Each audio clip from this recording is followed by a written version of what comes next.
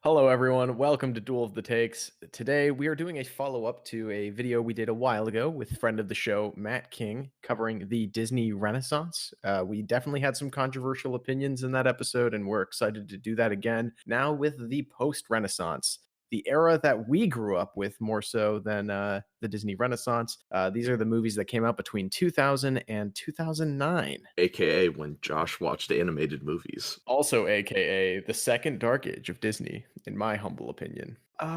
That's a little mean. Technically, yes, but I don't want to be mean. I have the jurisdiction on ties. And Jory does have jurisdiction on ties. Thank you for reminding me. Very cool. Alden, what do you have at number 11? Well, of course, I have Bolt at number 11. Yeah, this kind of felt like the beginning of the end where, like, we'll see movies later on, like Emperor's New Groove, where they kind of, that part of Disney, they made the characters and then they casted the people. Both felt like what kind of sometimes modern Disney movies do, where they think of the cast before they think of the characters. Like, I mean, this is 2008 Miley Cyrus at the height of Anna Montana and all that. I have something to say about Miley Cyrus being cast here. They had Chloe Grace Moretz voice the entire character.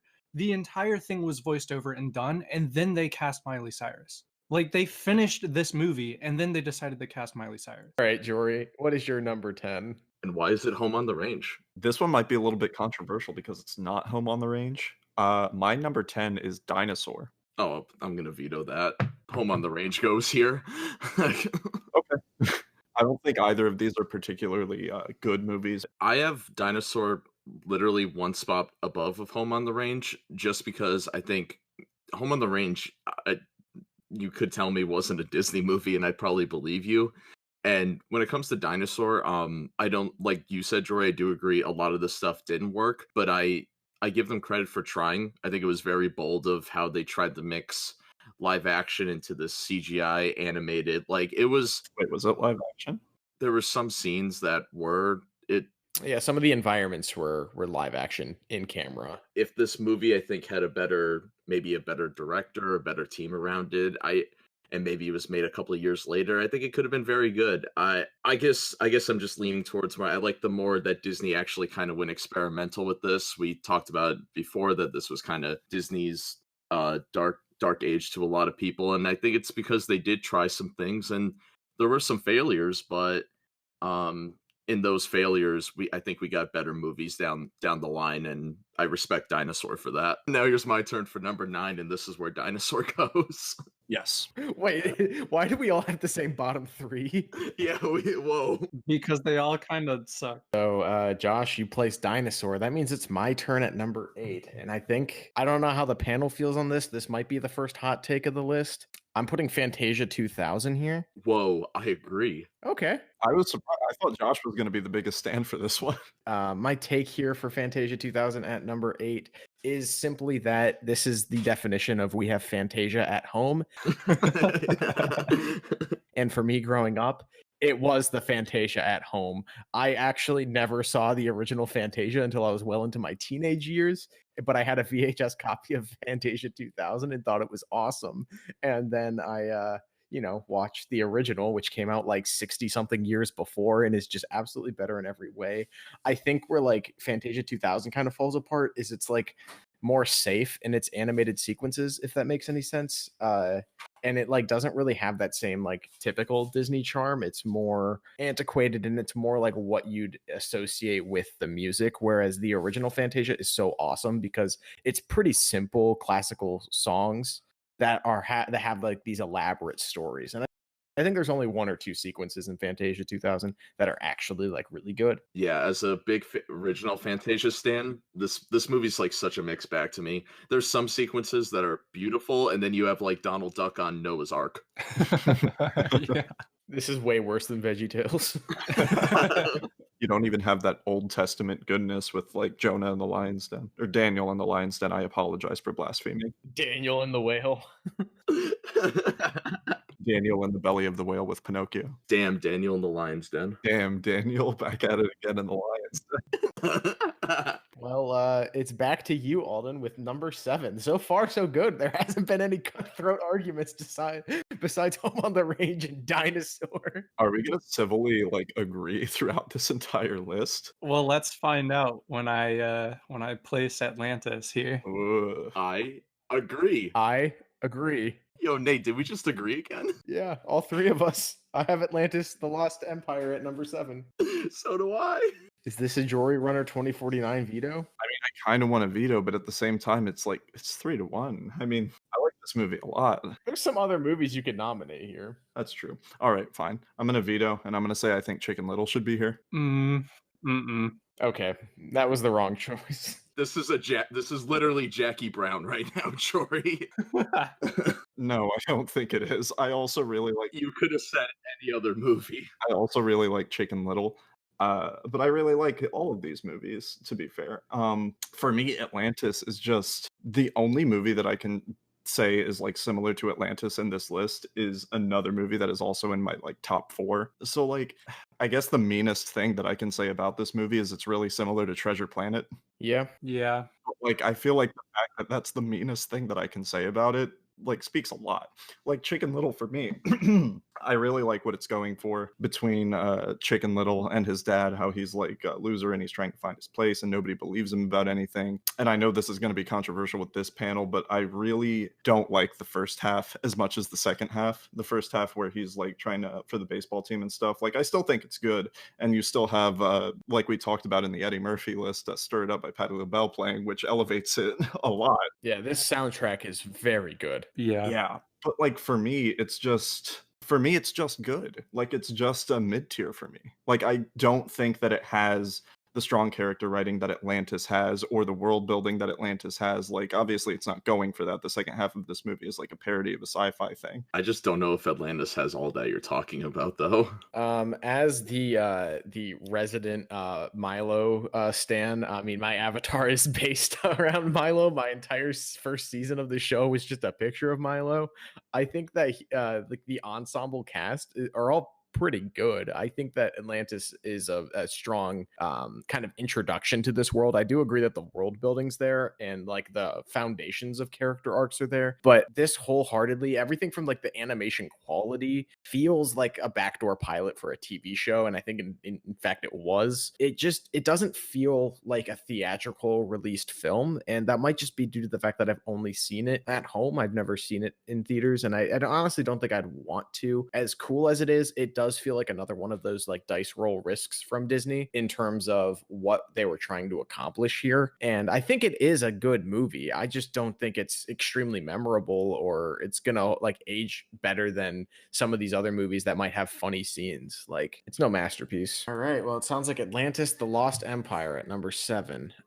Jory, it's your turn to play something here at number 6. Are we swinging for the fences with Chicken Little again? I'll go with what my number 6 is. It's Brother Bear. I agree. I just feel like Brother Bear is one of those movies that like it has some good ideas and it has some heart to it, but at the end of the day, it's not like extremely memorable. There's not a lot of like big set pieces or anything. I think what sticks with people the most is the beginning of this movie where it's like this like impulsive like kid from the tribe gets transformed into a bear and then kind of has to deal with the consequences and understanding the world from there. But then after that, like the second act has faded from my memory, and I watched it 2 days ago.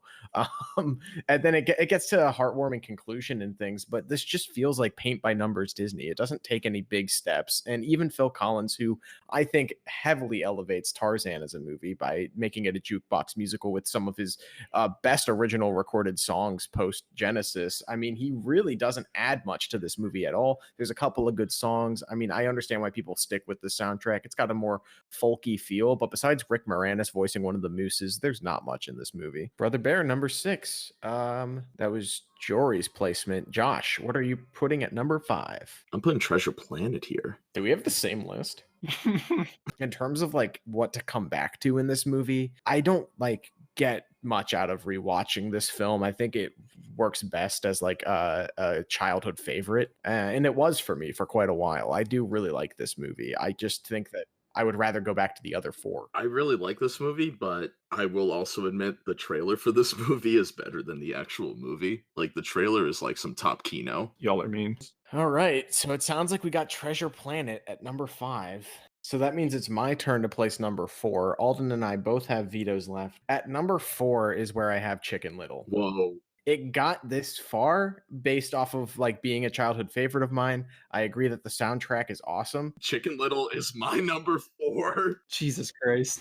I think that Chicken Little works in a lot of ways. I think it works extremely well as an animated, family-friendly comedy. I think that the latter half is better executed. I agree with you there, Jory. But where this movie kind of falls apart is in its characters and the world. Everyone is so mean-spirited in this film, and I think that's why a lot of people hate this movie because it doesn't. It's like the antithesis to a lot of what Disney does right. Typically, because of that, this feels more like a DreamWorks comedy or something, but I fucking love it. I think that Chicken Little would be like number 3 on the top 10 DreamWorks list that we made. Well, I guess we aren't using any vetoes, Alden. We're in the top 3 now. All right, we're back to you, Alden. The 3 movies we have left in no particular order are Lilo and Stitch, The Emperor's New Groove, and Meet the Robinsons. All right. I think the lesser of these 3 is Emperor's New Groove, but it's a close margin.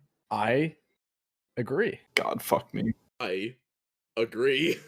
Just fuck me, I guess. Jory was the tiebreaker this episode too. I think that Emperor's New Groove has a lot going for it. Specifically, like I love it. Yeah, I love the villains.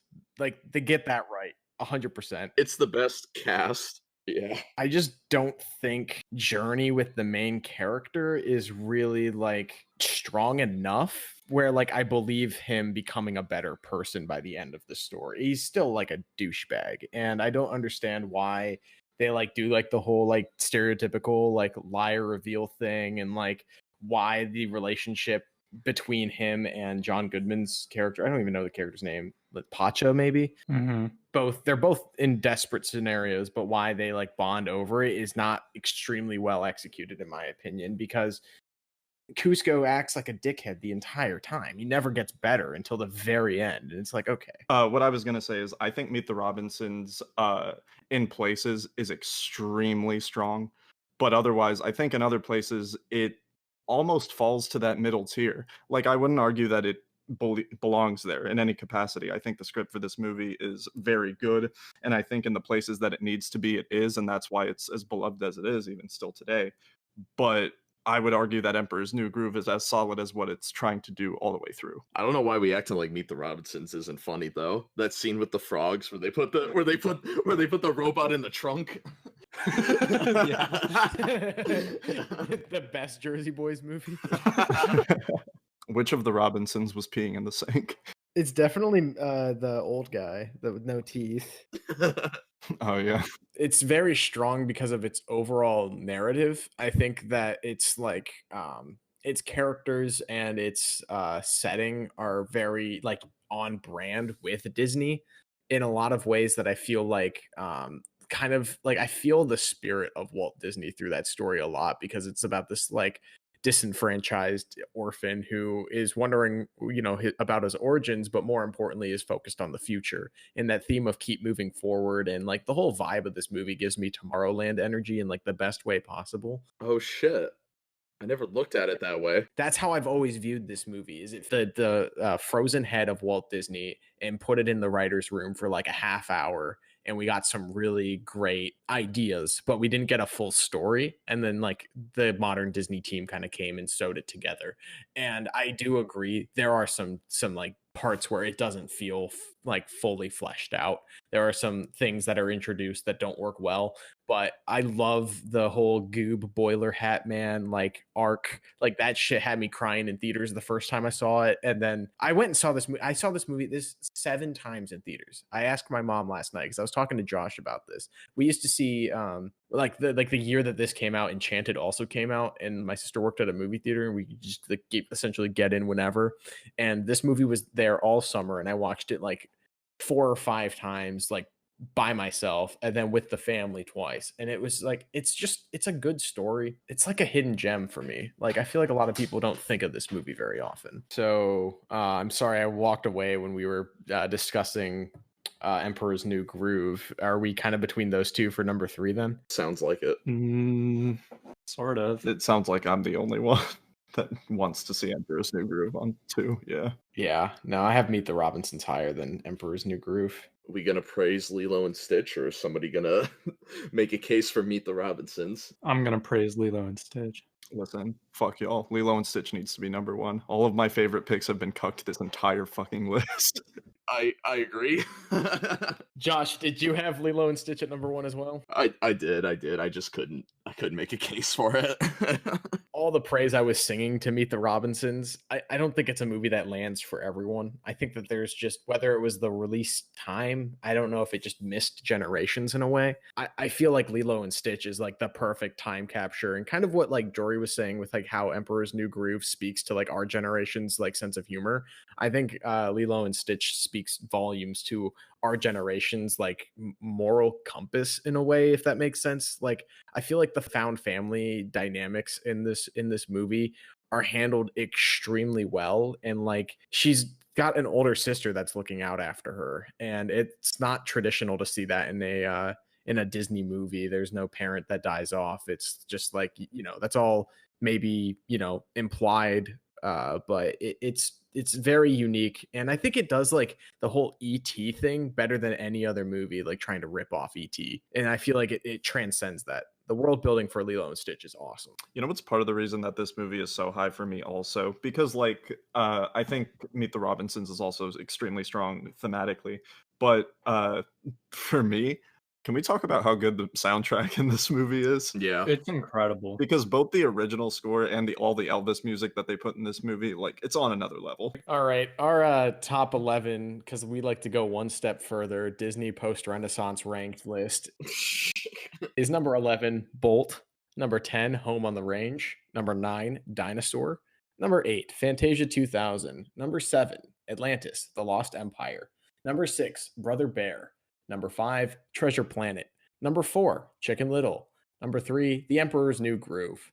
Number 2, Meet the Robinsons. And number 1, Lilo and Stitch. Thank you, everyone, for joining us on today's episode of Duel of the Takes. What are your top 11 favorite Disney post-Renaissance movies? Would your list differ a lot, or are you in the same monoculture echo chamber as 3 of our 4 panelists and the other one got completely destroyed?